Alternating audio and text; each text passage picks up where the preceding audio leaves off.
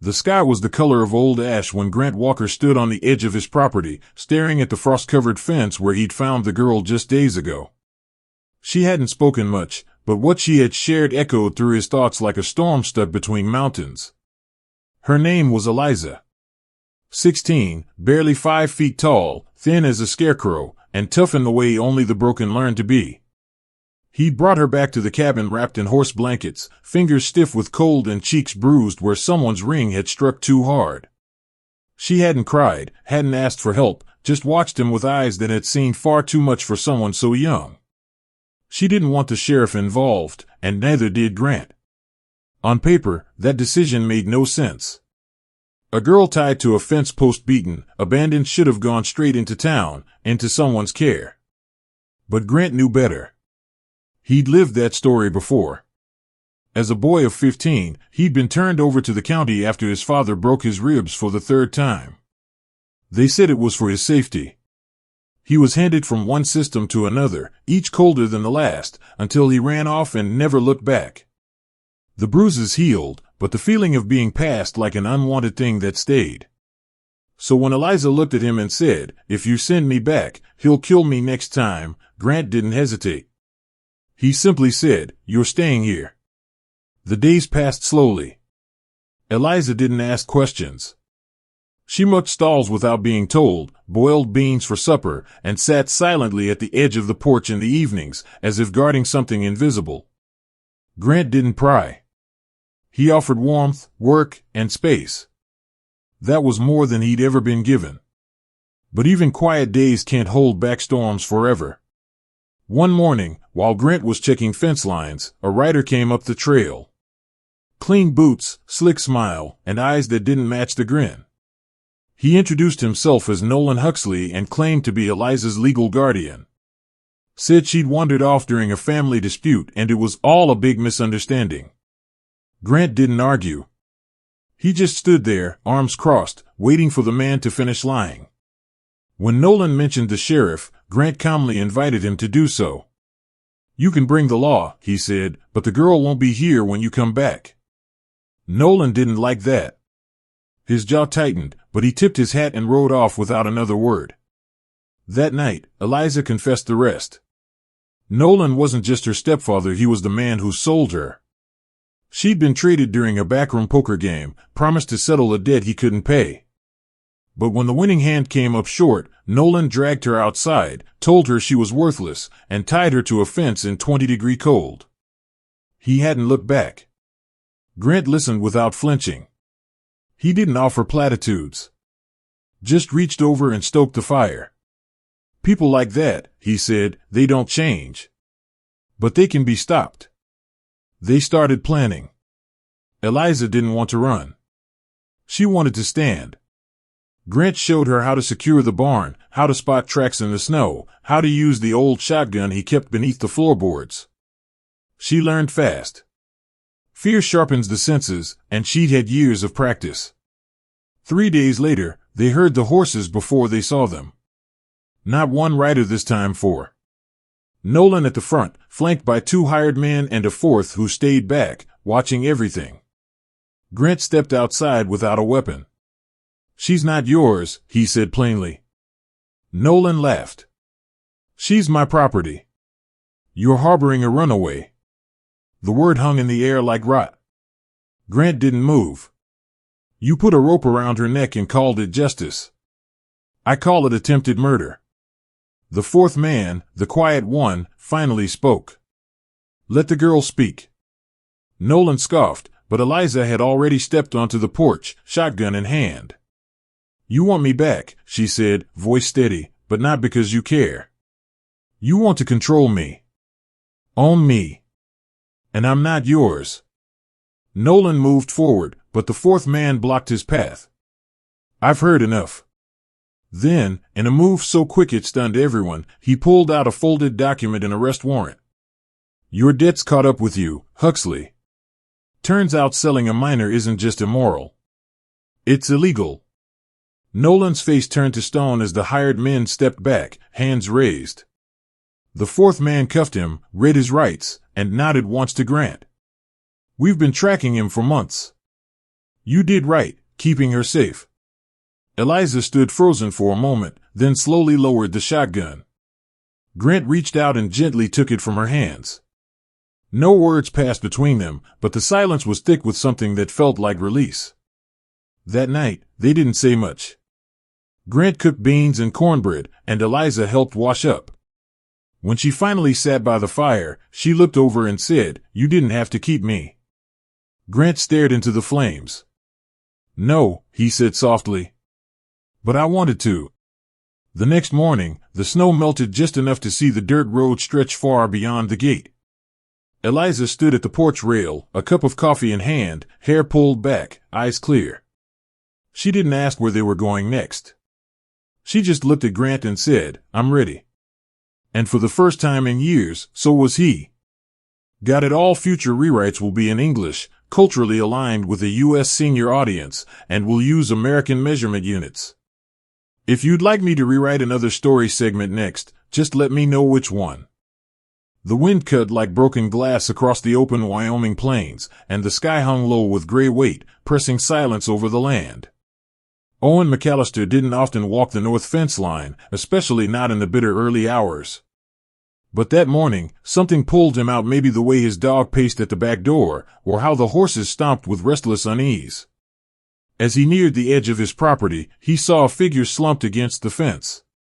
For a moment, he thought it might be a broken scarecrow left behind from a neighbor's harvest. But as he stepped closer, he saw the truth. A girl, no older than 16, was tied to the post with coarse rope. Her wrists were raw, her cheeks flushed from the cold, and her dress torn at the shoulder. She didn't speak as he untied her. She didn't fight or cry, just trembled as he lifted her into his arms. Back at the cabin, Owen worked quickly.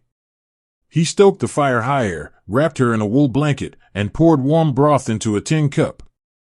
When she finally opened her eyes, they flicked around the room like she was waiting for something worse to happen. He didn't ask questions.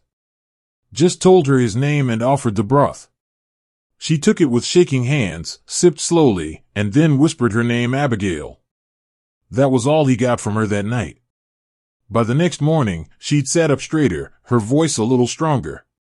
She told him she'd been left by her stepfather, a man who'd raised her since she was a toddler. They traveled from town to town, never staying long. The night before he abandoned her, he'd lost big in a poker game. He said I was the only thing he had left to pay, she said quietly, her eyes never leaving the fire. But the man he owed didn't want me. So he tied me to the fence and said if I made it through the night, maybe I was meant to live.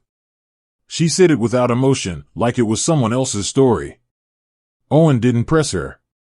He simply nodded and added another log to the fire.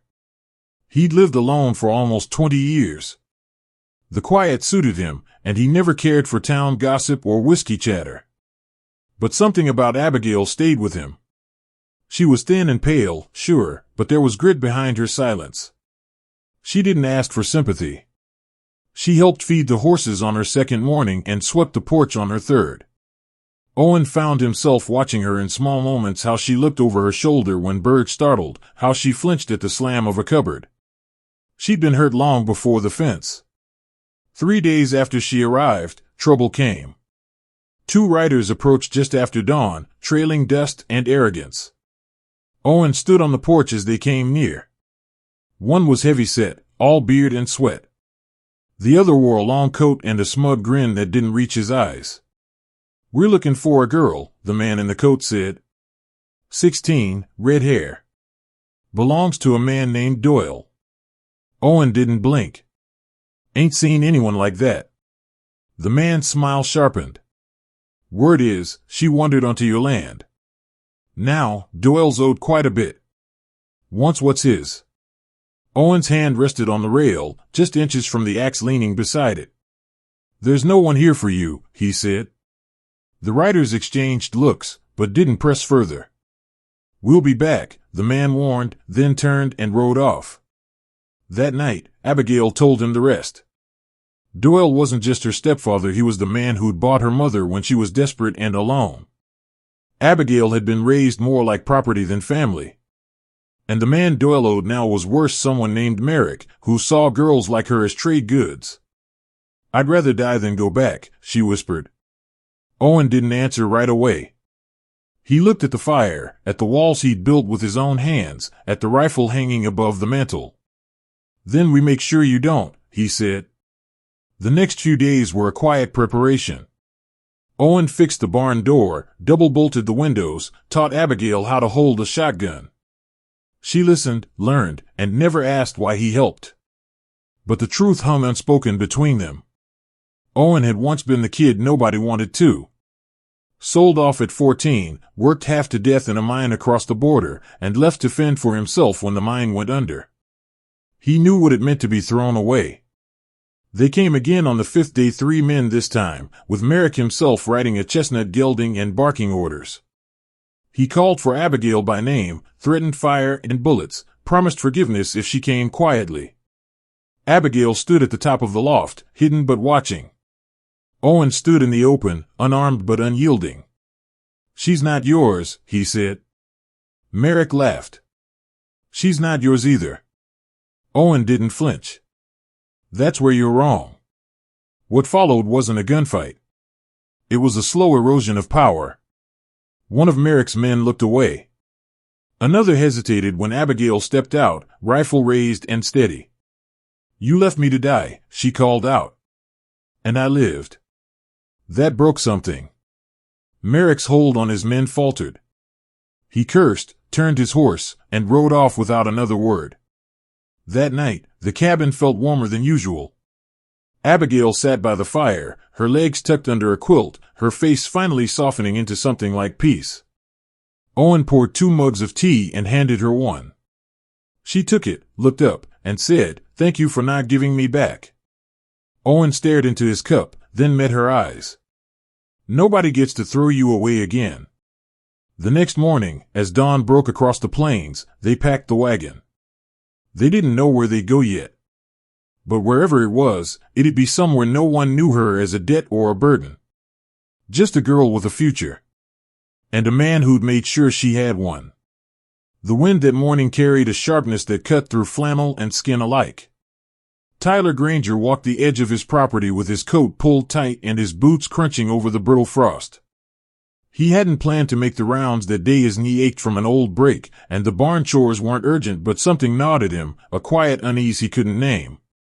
As he reached the far fence line, near where the cottonwood stood bare and rattling in the cold wind, he saw a shape slumped against the post. At first, he thought it might be a bundle of rags snagged on the wire. Then he saw the pale skin and the slow rise and fall of breath. A girl. Tied to the fence, her hands bound behind her, head sagging forward like she'd given up long ago. Tyler didn't say a word. He just moved fast, cutting the ropes with the knife he kept on his belt and catching her before she collapsed into the frozen earth. Her body was too light for someone her age, and her clothes were torn, boots soaked through. She was barely conscious. He didn't waste time. Within minutes, they were back at his cabin, the fire blazing hot, and the girl wrapped in the thickest quilt he owned. He warmed broth on the stove, fed it to her a spoonful at a time. She didn't speak for hours. When she finally did, her voice was a whisper, like wind moving through a crack in the wall. "My name's Maggie," she said. He lost a hand of cards. Said I was the only thing he had left to settle with.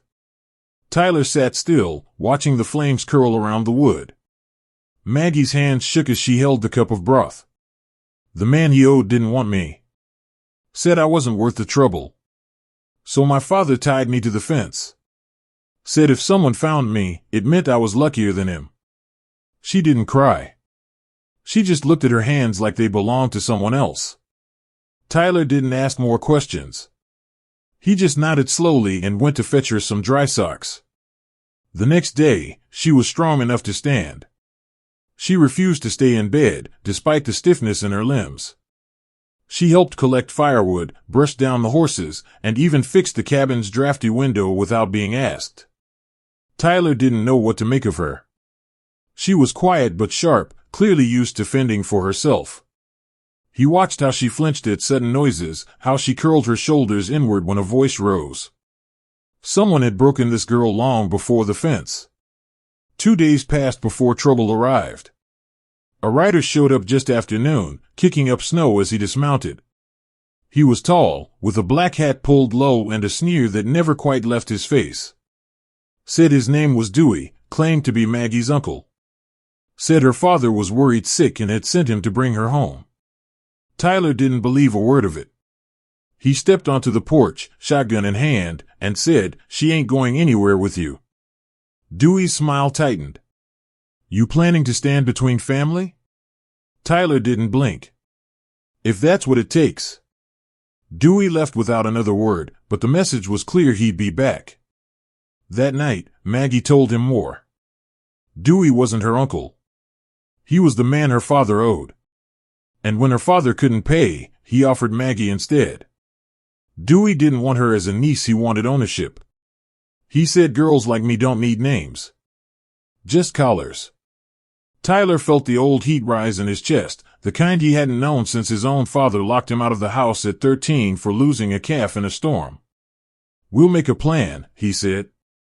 Maggie nodded, as if she'd already made one. The next morning, Tyler rode into town alone. He asked questions, quiet ones, and learned Dewey had 2 men riding with him, guns for hire. Word was, they were heading back to Tyler's property with more than conversation in mind. Tyler didn't panic. He spent that night reinforcing the cabin, cutting escape paths through the snowdrifts, teaching Maggie how to handle the rifle. She listened close. Her hands didn't tremble once. They came at dawn. 3 horses at a gallop, Dewey shouting her name like he owned it. Maggie stood in the loft, hidden but watching through the slats. Tyler waited by the porch, unarmed, his stance relaxed. Dewey barked threats, called Maggie a runaway, accused Tyler of kidnapping.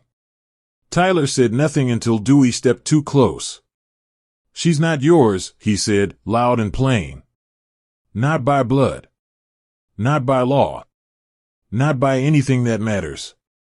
One of the hired guns paused. The other looked at Maggie, barely visible above, holding her ground. "She was left to die," Tyler continued.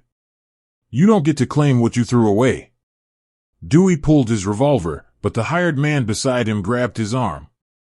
"I didn't sign on for this," he muttered. The second man turned his horse. Dewey stood alone, face twisted with rage. He holstered his weapon, spat in the dirt, and rode off. Maggie came down from the loft slowly. She looked at Tyler, then past him, toward the horizon. "I don't know where to go," she said. "Then stay," Tyler answered. "Or leave when you're ready. But you won't be alone." That afternoon, the snow began to melt. Maggie helped hang laundry in the sun, her sleeves rolled to her elbows, her face catching the light like it hadn't in years. Tyler poured 2 cups of coffee and passed one to her.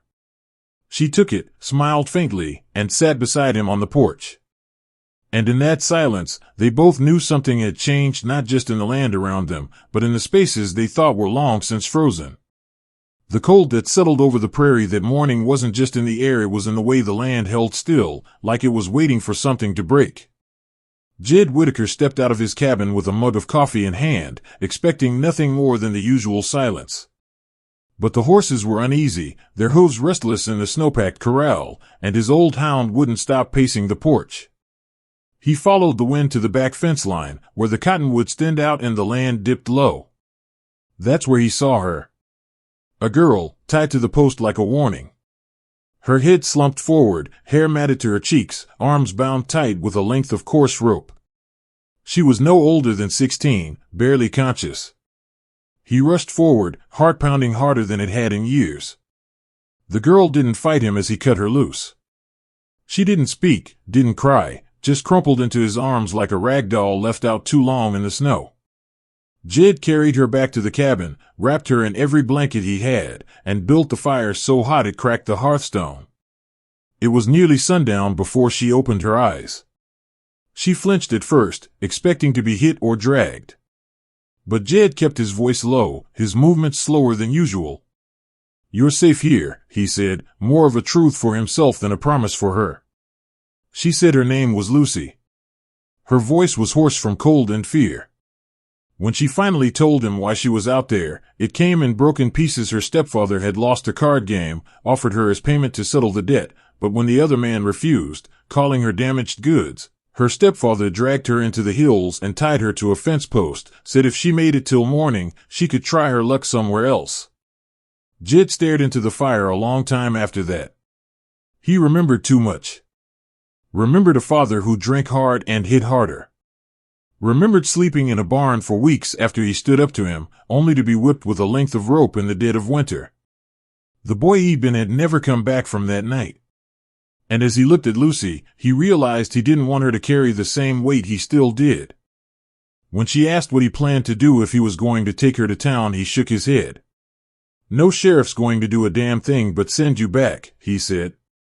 "I won't let that happen." She didn't respond, but her shoulders relaxed just slightly, like she believed him. Over the next few days, Lucy grew stronger. She helped stack kindling, fed the chickens, even brushed Jed's old mare. She didn't speak much, but when she did, it was with a sharp honesty that reminded Jed of someone who'd had to grow up too fast. He never pressed her. He just gave her space, taught her how to mend saddle straps, and showed her how to shoot a rifle. "Just in case," he said. She nodded like she'd already imagined worse. One morning, 3 men rode up the trail. One of them was Lucy's stepfather. Jed stepped onto the porch before they even reached the gate. The lead man, a wiry fellow with tobacco-stained teeth, raised a hand in greeting. "We're here for the girl," he said. "Belongs to us." Jed didn't budge. "She ain't anyone's property." The stepfather sneered. "She's blood." Jed's voice stayed calm. "You left her to die in the cold. Blood don't mean much after that." The third man, a younger one with hard eyes, spat into the snow. "This ain't your business, old man." Jed's hand hovered near the rifle by the door. "It is now." The men didn't press it that day. They turned back, swearing they'd return with the law. Lucy stood at the window the whole time, her fists clenched at her sides. That night, Jed sat by the fire and told her his story. How his father had broken 3 of his ribs before he was 16. How no one came to help. How the sheriff back then said it was the family matter. Lucy didn't say anything, but she listened, and when he finished, she finally whispered, "Thank you, for not letting them take me." Days passed. They prepared. Reinforced the barn. Moved supplies into the cellar. Lucy practiced every morning, firing at cans lined on the fence. She didn't miss often. Then, just after first snowfall, the men returned 5 this time, with rifles and threats. Jed and Lucy were ready. She stood high in the hayloft, rifle steady in her hands. Jed stood at the porch, unarmed. "She's not going back," he said. The lead man raised his rifle, but Jed stepped forward. "You'll have to go through me." The standoff stretched long enough for doubt to bloom. One man shifted in his saddle. Another glanced at Lucy, rifle trained on them. Her stepfather growled, "She's my daughter." Jed raised his voice. "You sold her. Then left her to freeze. You don't get to call yourself her father anymore." Silence followed. Then the lead rider dropped his rifle. "I didn't sign on for killing a kid," he muttered. The others turned with him. Only the stepfather stayed, face twisted with rage. But he was alone now. He cursed, turned, and rode away. That night, Lucy sat by the fire, legs tucked under a quilt, hands wrapped around a warm mug. "What happens now?" she asked. Jed stared into the flames. "Whatever you want. You've earned that much." She looked over at him, her eyes clearer than he'd ever seen them. "Then I'd like to stay for a while." He nodded. "As long as you need." Outside, the wind had quieted. And for the first time in years, Jed felt like the cabin wasn't so empty. The morning light broke across the Wyoming plains in dull gray strokes, stretching shadows across the frost-covered earth. Caleb Morgan had just started his day, stacking firewood beside the cabin, when he saw them 3 riders in the distance, coming fast. He knew right away this wasn't a friendly visit. The lead rider wore a black coat and a grim expression. The other two flanked him like wolves' hands near their holsters, eyes scanning for trouble. Caleb stepped onto the porch, wiping his hands on a rag, his rifle leaning quietly behind the door. As the riders slowed, he recognized the man in the middle. It was Harold Locke, Emma's stepfather. Caleb's stomach turned. He'd seen the bruises on the girl's skin, the fear in her voice when she talked about him. Now the man had returned, and he hadn't come alone. Locke dismounted first, boots crunching on the frozen dirt. "We've come for the girl," he said, voice rough from too much whiskey and too little soul. "She don't belong here." Caleb didn't answer. His eyes moved to the man on Locke's left, a lean figure with cold eyes and a twitchy hand near his sidearm. The other was heavier, slower, but just as mean-looking. Hired guns. Caleb had seen their kind before. Locke went on, "She's property now. Marcus Devlin's property. She was put up as collateral. Man's just here to collect what he's owed." The name hit like a strike of lightning. Marcus Devlin wasn't just some gambler, he was a man whose reach stretched through half the territory. Ruthless. Wealthy. The kind of man who didn't lose. And if he wanted Emma back, he wouldn't stop at words. Caleb leaned slightly against the railing, calm but rooted like a stone. "Emma's not property," he said. "And she's not leaving with you." Locke's jaw tightened. "This ain't your concern, Morgan. I raised her. I got papers." Caleb narrowed his eyes. "You tied her to a fence and left her to die in 20-degree weather. You forfeited any claim you had the second you walked away." The lean gunman shifted, thumb brushing the strap across his shoulder. Caleb's voice stayed even. "You're not taking her. Not today. Not ever." From inside the cabin, Emma listened. She'd known they'd come eventually. Her stepfather had never been the type to admit a loss. And Devlin, he'd always made her skin crawl, even before her stepfather offered her name in a gambling hall like it meant nothing. When the hand was lost and the debt called, she'd seen the look in Devlin's eyes, cold calculation. He'd said he'd collect her later, that she wasn't worth the risk that night. So Harold had taken her out into the country, tied her up, and left her for dead. Only Caleb had found her. She stepped out slowly onto the porch beside Caleb. The men straightened when they saw her, surprised by her presence, maybe even impressed by her nerve. Caleb didn't glance her way, but his stance adjusted slightly wider now, like he was ready to shield her. Locke sneered. "There she is. Girl, get your things. This man can't protect you from what's coming." Emma's voice was low but clear. "I'm not going anywhere with you." The gunmen looked at each other. One of them stepped forward, hand inching toward his belt. "You sure about that?" Caleb's hand moved fast, just enough to rest on the doorframe, where his rifle leaned hidden behind it. His voice cut like a blade. "Try it. You'll lose more than your pride." The tension hung thick in the air. Snowflakes started to fall, light and lazy, but no one moved. Finally, one of the hired men muttered, "Devlin ain't gonna like this." Locke turned to him, his face twitching with rage. "She's mine to deliver." Caleb stepped off the porch, slow and steady, putting himself between Emma and the men. "Then go tell Devlin he's out of luck." The lean gunman spat. "You think you can stand up to a man like him?" Caleb didn't blink. "I don't need to. I just need to stand here long enough for you to doubt if it's worth dying over." That was enough. The larger man turned his horse, muttering something under his breath. The lean one hesitated, but followed. Locke stood alone for a moment, face red with fury. "You don't know what you've done," he said. "This ain't the end of it." Caleb's voice was low. "It is for you." Locke mounted his horse with a curse and rode off behind the others, the sound of hooves fading into the wind. Caleb stood still until they were out of sight. Emma let out a breath she hadn't realized she'd been holding. He turned to her, his face softening. "You all right?" She nodded, her voice tight. "I will be." That night, they sat by the fire, the cabin warm against the storm building outside. Emma stared into the flames, then looked at Caleb. "They'll come again, won't they?" He nodded. "Maybe.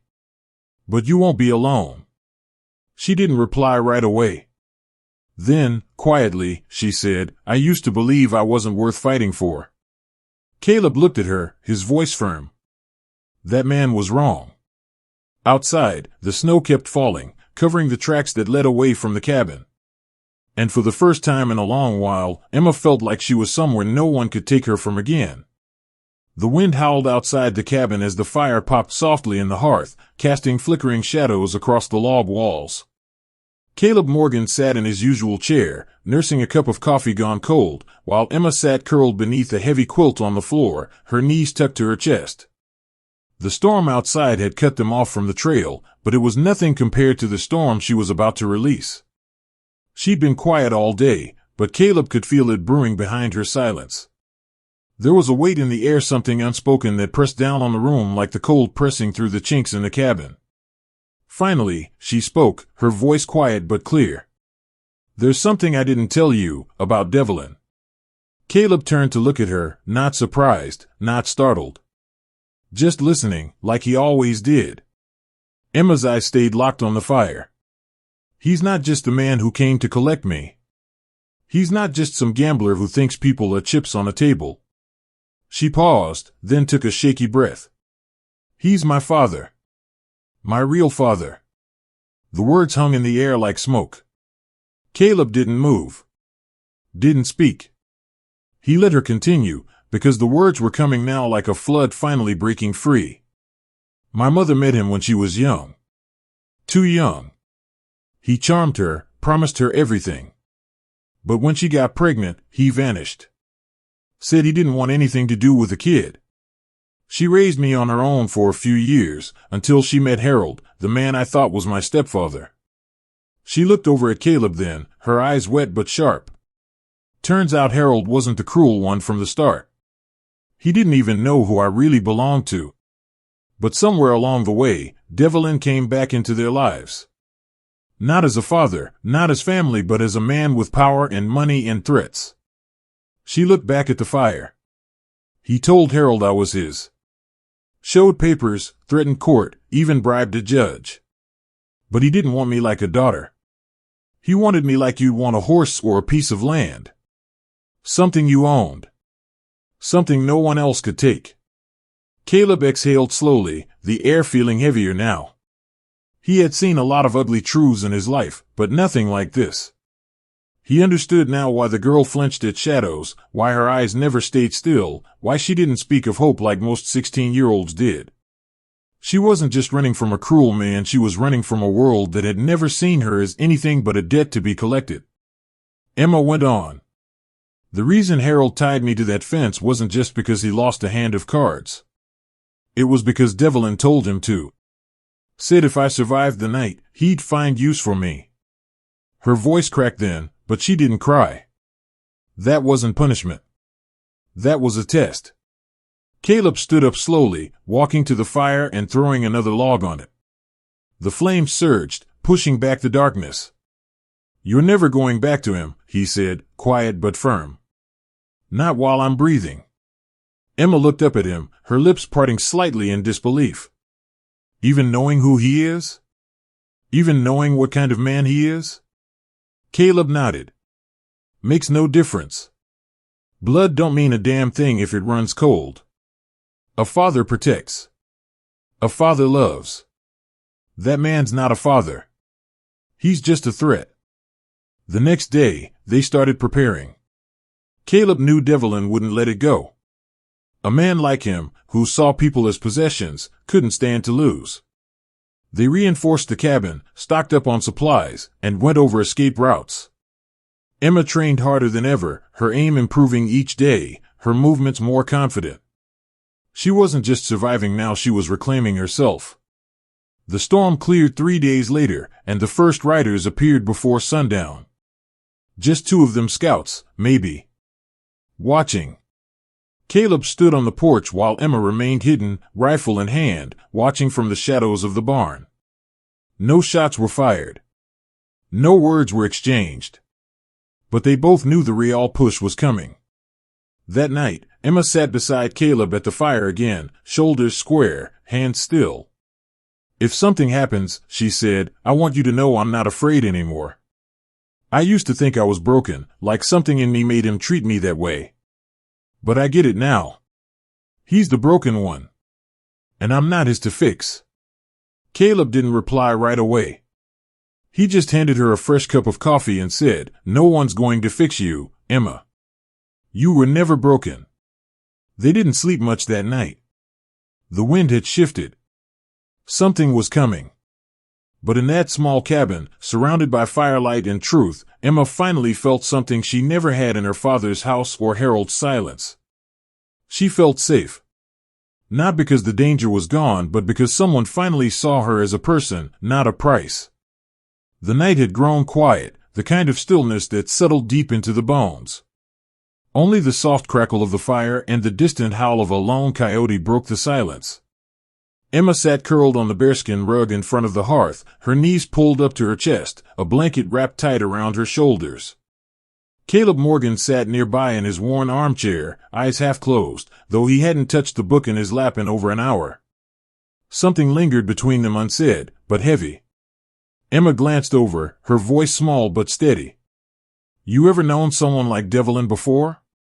She meant men like that, ones who took what they wanted, who treated people as property, who didn't seem capable of feeling anything except control. Caleb's fingers curled around the armrest. For a moment, he didn't answer. But then he leaned forward, resting his elbows on his knees, his eyes fixed on the fire. "Yeah," he said. "I've known someone like that." His voice had a raw edge to it, one she hadn't heard before. Not anger, not fear, but something deeper. A kind of buried sorrow. He looked down at his hands, rough and scarred from years of work, and then back at the fire. "When I was 15, my father sold me. Not in the way folks usually mean either. He owed money, whiskey debts, gambling, bad choices all around. One day he brought me out to a man's ranch west of Laramie. Said I'd work there to square things up." He paused, jaw tight. Emma watched him, breath held. "But it wasn't about work," he said. "The man Seth Riker, he wasn't looking for help. He was looking for someone to break. First thing he did was take my boots. Said I wouldn't need them. Said I'd earn them back. It went downhill from there." Caleb swallowed hard. "He made me sleep in the barn. Made me haul water in the snow barefoot. Beat me if I spilled a drop. Made me kneel in the dirt and thank him for dinner." Emma felt the breath leave her lungs. Caleb's voice didn't shake, but she could see the toll it took on him to say the words. She hadn't imagined that the man who had stood so strong on the porch with a rifle and steel in his voice had once been just a boy left behind like her. "I tried to run once," he said. "Didn't make it far. He found me, tied me to a post in the corral overnight. Said next time I tried, he'd drag me behind the wagon. After that, I stopped trying. Just survived." Emma blinked fast, trying to keep the tears from falling. Caleb leaned back, eyes fixed now on the flicker of the flames. "It lasted a year," he said. "I never saw my father again. Don't know if he even asked what happened to me. One day, Riker died, horse kicked him in the skull. Just like that. I walked to the nearest town, barefoot still. Sheriff didn't ask questions. No one did." He looked over at her finally. "I don't talk about it. Never have. But I see it in you, Emma. That same fight I had to find just to make it through. The way you flinch when doors slam. The way you don't sleep easy unless you hear the fire crackling. I know that life. I know how long it takes to believe it's over." Emma wiped at her cheek with the corner of the blanket.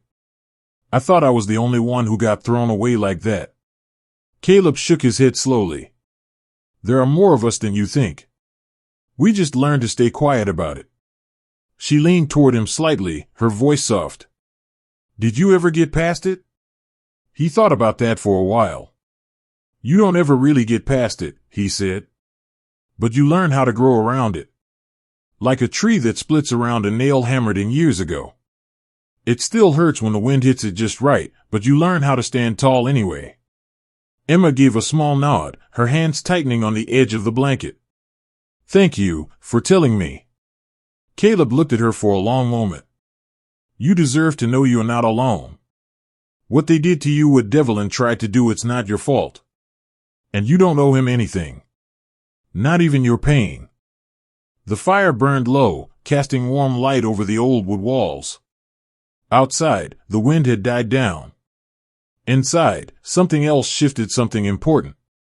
A kind of understanding between them that hadn't existed before. Not just protector and the protected. Not just a man with a cabin and a girl on the run. Two survivors.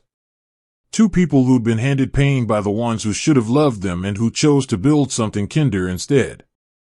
Emma stood, walked slowly to the kitchen, and poured 2 mugs of coffee.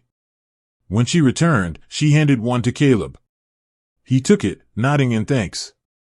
They sat in silence, sipping together, the space between them now filled with more than just firelight. And for the first time in her life, Emma felt the presence of something she never quite had before, not pity, not rescue, but real understanding. The kind that builds a foundation where nothing else had held. The kind that said, you're safe. You matter. And your story doesn't end with what they did to you. The snow had fallen thick that morning, muting every sound across the prairie like a blanket stretched over the world. Caleb Morgan rose before dawn, his eyes scanning the tree line behind the cabin with the unease of a man who's lived too long expecting trouble. Emma had barely touched her breakfast, her fingers tapping quietly against her tin mug as if she could feel it too. Something was coming. By mid-morning, they saw the first riders. 5 men, armed and grim, riding in a loose formation toward the edge of the property. Caleb stepped onto the porch, rifle slung across his shoulder, jaw tight. Emma stayed inside, hidden behind the curtain, watching every move. Then came the 6th rider. Dressed in a long black coat, silver buttons glinting in the pale light, he dismounted slowly, almost casually. Even from a distance, they both knew who he was. Marcus Devlin. His reputation had reached Caleb long before his boots touched the ground, wealthy, merciless, with influence that reached from courtrooms to saloons and backrooms of places decent folk never entered. And now he stood on Caleb's land like he owned it. He didn't yell. He didn't wave his arms. He just looked up at the cabin with a smile that never reached his eyes. Mr. Morgan, he called out, his voice smooth as oil and twice as slick. I believe you're harboring someone who belongs to me. Caleb didn't reply. He stood motionless on the porch, hand near his rifle, his stance calm but unreadable. Devlin continued. Now, I understand there's been some misunderstanding. But I'm here to resolve it, peacefully, if possible. From inside, Emma could barely breathe. Caleb didn't turn to look at her. He just called back, steady as stone. The girl doesn't belong to you. She's not a debt, not a possession. She's not going anywhere. Devlin's smile tightened. I don't think you understand what's at stake, Mr. Morgan. I'm not just some creditor looking to collect. I'm her father. That girl has my blood, and that gives me rights. You lost those rights the day you tied her to die in the snow, Caleb answered. The other men began to spread out slowly, forming a loose semicircle around the cabin. Caleb noted every step, every gesture. He knew this wasn't a bluff. Devlin didn't come to negotiate. He came to make an example. And that's when Devlin gave a small nod. One of the riders dismounted, reached into a saddlebag, and pulled out a long canvas-wrapped bundle. Caleb's heart sank. It wasn't a rifle. It was dynamite. Emma saw it too. Her breath caught in her throat. Devlin raised his voice just enough for the words to carry. I'm not here to hurt anyone.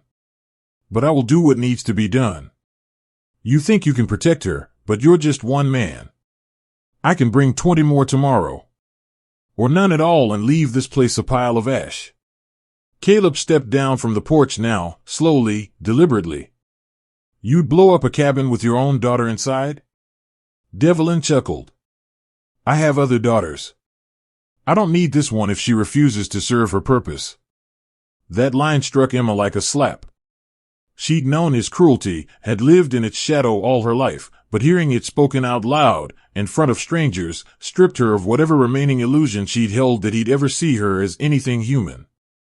Caleb raised his voice, calling back to the cabin. Emma. Her name cracked the tension. She stepped out slowly, rifle in hand, chin lifted despite the tremor in her chest. She walked past Caleb and stood beside him, facing the man who gave her life but never offered love. You won't get me back, she said. Not now. Not ever. Devlin's face darkened. You think this man can protect you? You think hiding on a piece of frozen dirt changes who you are? Emma's voice was low but steady. I'm not hiding. I'm choosing. The standoff stretched, no one moving, no one breathing. Finally, Caleb took a single step forward. You light that fuse, he said, and we both know what happens. You lose more than a cabin. You lose what little shred of power you have left. You come here with threats, but everyone in town knows the truth now. You try to blow us sky high, and they'll see you for what you are. Devlin steadied Caleb for a long moment. Then, slowly, he raised a hand. The man holding the dynamite hesitated, then wrapped it back in canvas and returned it to the saddlebag. This isn't over, Devlin said. No, Caleb answered. It's just the beginning. Without another word, Devlin mounted his horse and turned away. The others followed, though not all of them looked convinced. One glanced back at Emma, just a flicker of something in his eyes. Maybe doubt. Maybe regret. Then they were gone, their hoofbeats swallowed by the snow. Caleb turned to Emma, hand gently resting on her shoulder. She didn't flinch. She looked up at him, her eyes dry, her jaw set. He'll come again, she said. Caleb nodded. Then we'll be ready. They walked back into the cabin together, closing the door behind them as the fire popped and hissed, the only warmth against a world that had tried too many times to leave them cold. The sun had barely risen above the ridge when Caleb spotted her silhouette against the sky. Emma stood on the high rocks just beyond the tree line, her figure still and defiant as the wind whipped her coat around her legs. He'd woken to find her missing, her bed cold, her boots gone, and tracks leading toward the ridge. Now he stood at the base, heart pounding not from the climb, but from what it meant that she'd gone there. The spot was steep, dangerous, especially in early spring when the stone was slick with thaw. She wasn't up there for the view. She was hiding. Or maybe testing whether she had the courage to disappear altogether. Emma, he called up, his voice echoing against the rock. She didn't answer. Just stood there, arms crossed, chin raised. She wasn't afraid of the height. She was afraid of being dragged back to a world she'd barely escaped. He started climbing, boots slipping now and then, hands gripping the edges of stone as he hauled himself closer. When he was about 20 feet from her, she turned and shouted down, "Don't come any closer." He froze, breath fogging the air. "Then talk to me from up there," he said. "But you're gonna listen." "I'm fine," she snapped. "I needed air. That's all." "You climbed a ridge that could kill you in a misstep just for air," he replied. "Don't lie to me, Emma." "Not now." She looked away, jaw clenched, eyes on the far horizon. He could tell she was shaking. Not from the cold, but from whatever war raged inside her. "I can't do this," she muttered. "I thought I could, but I can't. He'll come back, and you'll get hurt, or worse. Maybe I'm better off just gone." The last word hit him like a punch. He took a careful step upward, boots gripping the stone. "You're not going anywhere," he said.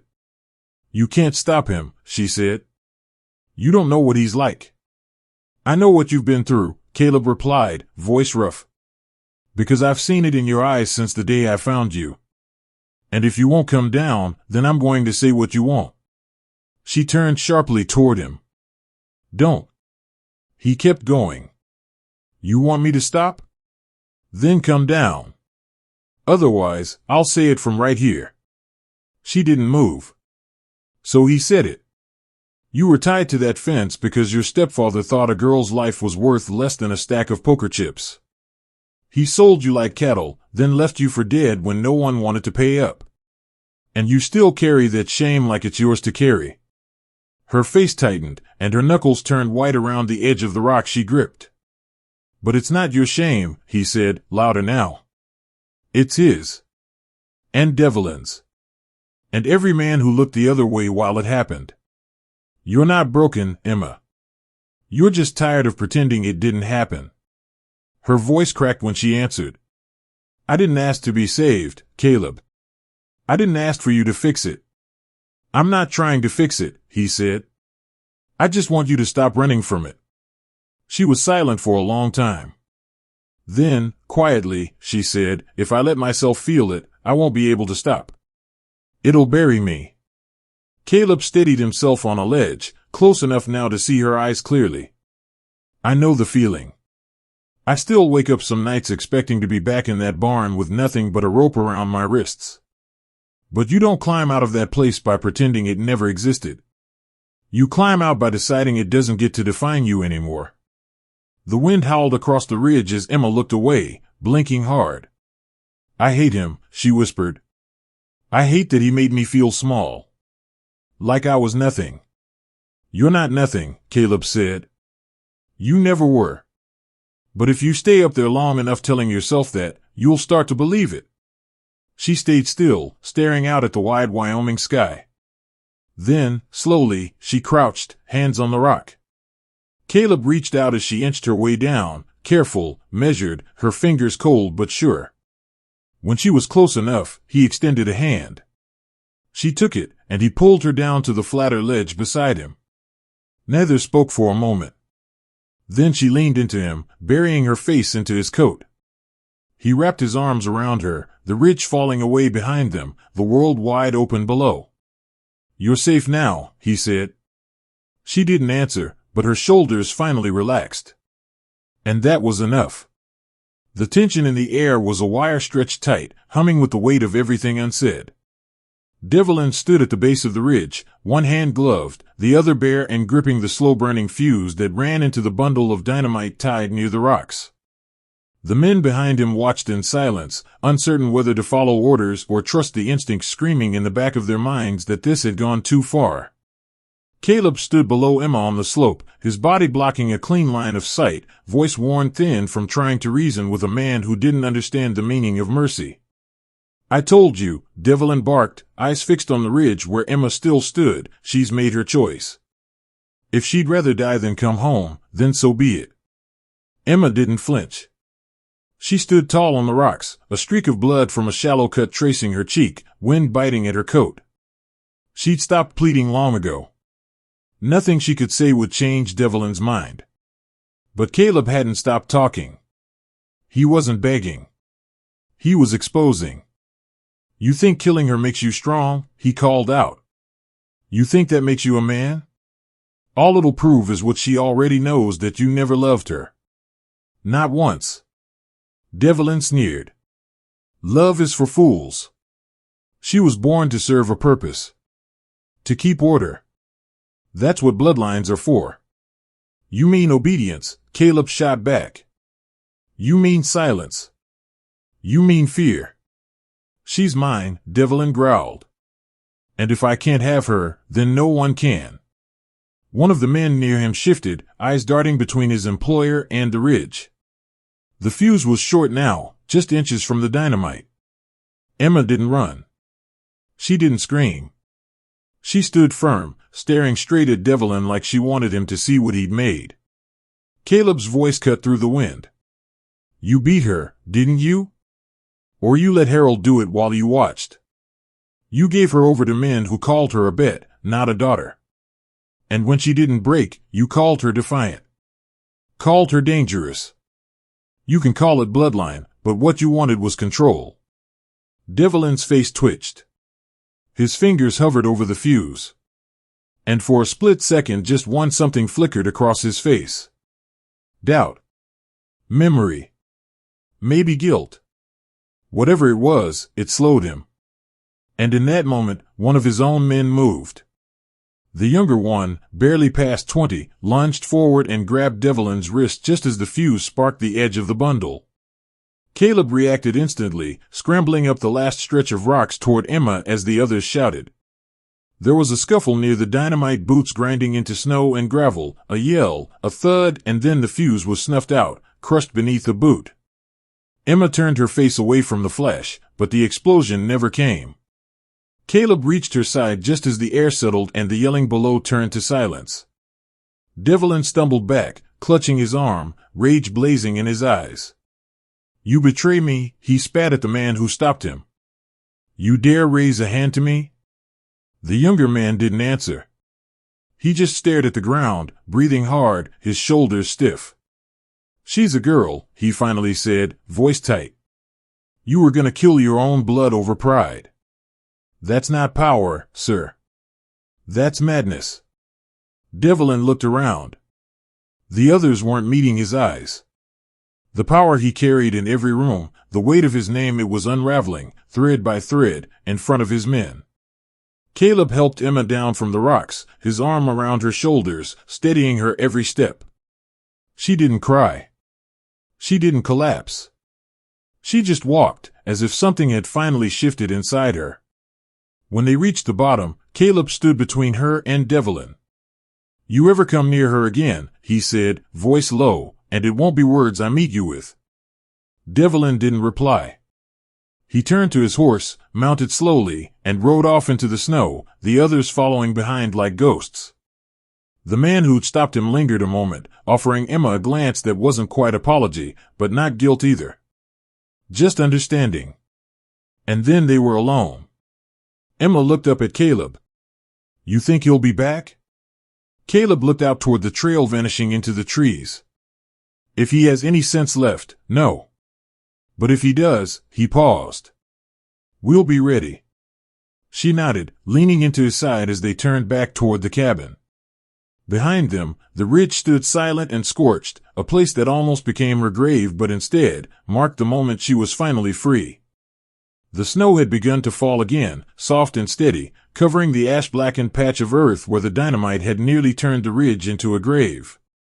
Caleb stood at the edge of the clearing, arms folded across his chest, eyes locked on Marcus Devlin, who now sat motionless atop his black gelding. Emma stood beside Caleb, her breath visible in the cold, her face pale but unflinching. The other riders remained silent, unsure of what came next after witnessing their employer nearly kill his own daughter in a fit of bruised pride. Harold, the man who had once tied Emma to a fence like discarded livestock, had tried to slip away during the chaos. Caleb spotted him first, edging toward the trees. Stay where you are, he growled, and Harold froze. Devlin's eyes followed the direction of Caleb's voice, settling on the man who had once claimed to be a father, though he'd never earned the word. Something changed in his expression, a hardening not born of anger, but clarity. He dismounted slowly, boots crunching in the snow, and walked past Caleb without a word. Harold opened his mouth to speak, to explain, perhaps to beg, but Devlin raised his hand and unholstered the pistol at his side. There was no hesitation. A single shot rang out, echoing through the trees, and Harold collapsed backward into the snow, arms spread wide, eyes staring blankly at the sky. Emma didn't look away. She didn't flinch. Devlin turned to her, lowering the pistol, and for a moment just a flicker his face softened. I was wrong, he said, voice heavy, the words foreign in his mouth. I let others handle what I should have protected. I thought controlling you meant raising you. I thought fear was enough to keep you safe. Emma said nothing. Caleb stepped in front of her slightly, protective by instinct now, but she reached forward and lightly touched his coat. Let him speak, she said softly. Devlin looked older than before, as if some part of him had caved in under the weight of his choices. Your mother told me once that you'd have my stubbornness.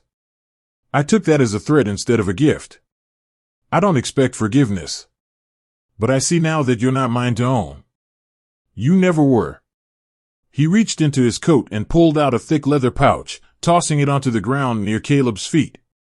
There's $500 in there. That should be enough to get you out of Wyoming. Find a place where no one knows your name. Somewhere she can be something other than what we made her." Caleb didn't move to pick up the pouch. He kept his eyes on Devlin. "What makes you think we want anything from you?" Devlin looked past him, straight at Emma. "Because even a man like me can see when it's too late to fix what's broken. But sometimes you can still help someone else rebuild." Emma's lip quivered just slightly, but she held herself firm. "You didn't just fail me," she said. "You tried to erase me. What makes you think money changes that?" "It doesn't," Devlin said. "But maybe freedom does. I can't take back what I did. I can only make sure no one else gets to do the same." He looked down at Harold's body, then back up at Caleb. "She deserves a chance. And you," he hesitated, "you're the only one who ever gave her one." Without waiting for a response, he turned and walked back to his horse, climbing into the saddle with less pride than before. The other riders watched him, uncertain, but followed as he turned and led them away. No threats. No promises. Just silence and retreat. Once they were gone, Caleb finally bent and picked up the pouch. He turned it over in his hands but didn't open it. Emma was staring at the place where Harold had fallen, the snow already beginning to dust his body. "I don't feel anything," she whispered. "That's okay," Caleb said. "You don't owe him your grief." She looked up at him, eyes tired but clear. "What do we do now?" He looked toward the trail that led west, where the sun was beginning to burn through the clouds. "We leave. Tonight. Before he changes his mind." She nodded. No tears, no hesitation. Just a long breath, and then a step forward toward the cabin, toward the trail, toward a future not yet written. That night, as they rode away under the cover of dusk, the wind quiet and the sky clear, Emma didn't look back. Not once. Because whatever Devlin thought he could buy, whatever penance he thought that money could pay for, it wouldn't matter. What mattered was the man beside her, who had stood between her and death, and the road ahead, which no longer led to fear but to freedom. The wagon creaked under the weight of what little they owned. Blankets rolled tight, a sack of flour, a tin kettle, a pair of rifles, and the silence that settled between them as the snowy plains of Wyoming faded in the distance. Caleb kept one hand on the reins, the other resting near his holster, though his fingers no longer twitched like they had the week before. Emma sat beside him, wrapped in her worn coat, hair tucked beneath a woolen scarf, her gaze fixed on the winding trail ahead. They had been riding for hours without speaking much, not because there was nothing to say, but because everything that mattered had already been said. The land behind them was beautiful and brutal, a place that promised wide skies but delivered hard lessons. Wyoming had nearly taken everything from them: her body, his peace, their futures. But it had also given them each other. And that was enough to start over. Emma clutched the small leather pouch Caleb had insisted she keep close. She hadn't opened it again since he handed it to her the night they left. $500 wrapped in faded cloth, stained with sweat and sorrow, handed over by a man who'd nearly killed her but recognized, far too late, that she was more than property. The money wasn't forgiveness. It was a door. And Emma was ready to walk through it. They passed the last row of pine trees before the hills began to roll downward, the land sloping gently toward the Colorado border. Emma could smell the change in the air, less bitter, more pine and dirt than snow and ash. The wind wasn't cruel anymore. It whispered now. A softer kind of cold. Caleb broke the silence. "I know a man near Trinidad. He used to run cattle up through Raton Pass. Might still have work if his back's as bad as it used to be." Emma nodded. "Trinidad sounds good." He glanced at her, searching for hesitation, for the kind of fear she used to carry in her shoulders. It wasn't gone entirely, but it no longer ruled her. She didn't flinch at every shadow. She didn't wait for someone to call her worthless. She rode like someone who belonged to herself now. "Does it feel real yet?" he asked quietly. She shook her head. "Not quite. But I think it might. Soon." He nodded. That was enough. The road didn't promise comfort, but it did promise distance. And distance was the first kind of healing they could afford. As the sun lowered behind the ridges, Caleb pulled the wagon to the side of the trail near a low cluster of trees. He stepped down, stretched his legs, and offered Emma a hand. She took it and followed, moving with more strength than she did just a month ago. They set a small fire, warmed the last of the beans from a tin, and sat shoulder to shoulder as the flames cracked and danced. Emma looked at the stars beginning to appear. "You think it's possible to forget a place?" Caleb poked at the fire. "Not forget. But maybe outgrow it." She smiled faintly. "I'd like that." He handed her a tin cup of coffee and leaned back on his elbows. "You don't have to be anyone but who you are, Emma. Not for me, not for anyone." She sipped slowly, letting the words settle. "I don't know who that is yet." "Then take your time," he said. "We're in no rush." They didn't speak much more that night.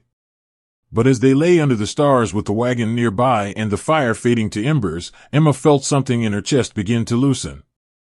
Not everything was healed. Not yet. But she was no longer afraid of the process. By morning, they were back on the road, wheels creaking, hooves steady. Colorado waited with no promises, only possibilities. But that was more than they'd had in Wyoming. And every mile they put behind them, every town that slipped from memory, brought them closer to a life that wasn't built on fear or survival but on choice. As they passed the state line marked by a crooked wooden sign half swallowed by weeds, Emma glanced back once. Not for long. Just a moment, to acknowledge what they were leaving behind, the pain, the betrayal, the ghosts. Then she turned forward, lifted her chin, and didn't look back again.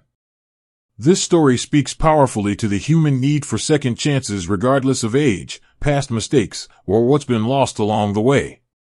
For older adults, it reminds us that healing doesn't belong only to the young. Caleb's decision to protect Emma despite his own scars shows that redemption can arrive at any season of life. Just as important, Emma's journey teaches us that we are not defined by the harm others have done to us. Even when everything familiar is stripped away, there is always a path forward when compassion meets courage.